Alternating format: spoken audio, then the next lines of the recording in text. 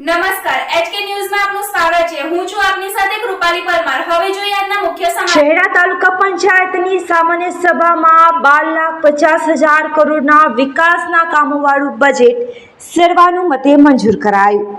પંચમહાલ જિલ્લાના શહેરા તાલુકા પંચાયતની સામાન્ય સભા મળી હતી।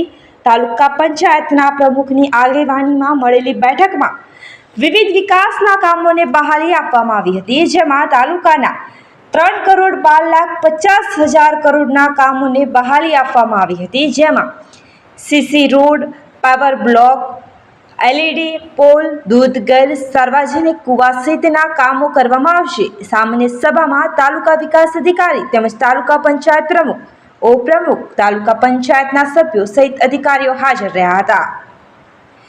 પંચમહાલના શહેરા તાલુકા પંચાયતની સામાન્ય સભા પંચાયત હોલ ખાતે અને તાલુકા પંચાયતના પ્રમુખની આગેવાનીમાં મળી હતી, જેમાં 2024 અને 2025નું 2024 ને 25નું બજેટ રજૂ કરવામાં આવ્યું હતું, જેમાં 15મા કેન્દ્રીય નાણાં પંચ બેઝિક ગ્રાન્ટ અને ટાઇડ ગ્રાન્ટની ફાળવણી કરવામાં આવી હતી।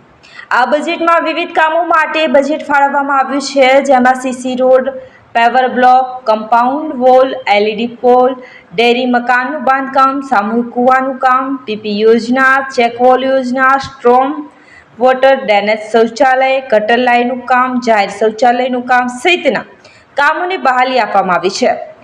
મામલતદાર ધર્મેશભાઈ પટેલ, તાલુકા વિકાસ અધિકારી પાર્થ પટેલ સહિત તાલુકા પંચાયત પ્રમુખ મુંજીબેન ચારણ, તાલુકા પંચાયત સભ્યો સહિત અધિકારીઓ હાજર રહ્યા હતા। શહેર તાલુકા વિસ્તાર માટે સારું બજેટ પણ કામનું થાય તેવો જનતાનો મત।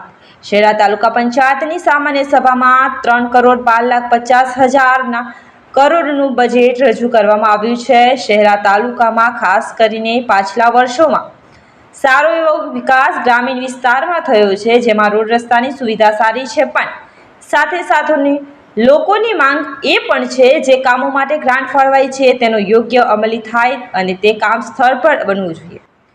ભૂતકાળમાં એવા પણ કિસ્સા બન્યા છે કે કાગળ પર કામ થઈ ગયું હોય પણ સ્તર પર કામ ન થયું હોય અથવા અઘરું કામ હોય। સરકાર દ્વારા છેવાડા સુધી વિકાસના કામો માટે રૂપિયા ફાળવવામાં આવે છે, તેનો યોગ્ય ઉપયોગ થાય તે જરૂરી છે। બીજું કે કામ થઈ ગયા બાદ જવાબદાર અધિકારીઓએ પણ સ્થળની મુલાકાત લેવી જરૂરી છે તેવી લોક માંગ ઉઠી છે। અહેવાલ મુકેશ મારવાડી, શહેરા, પંચમહાલ।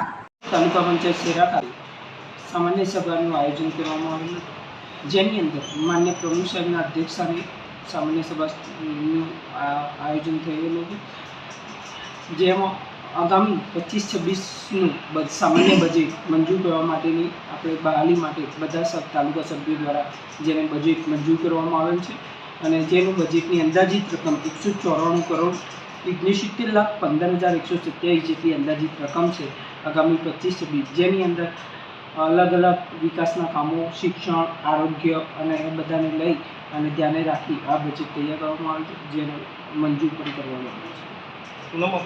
પાર્થ પટેલ, તાલુકા વિકાસ અધિકારી, શહેરા।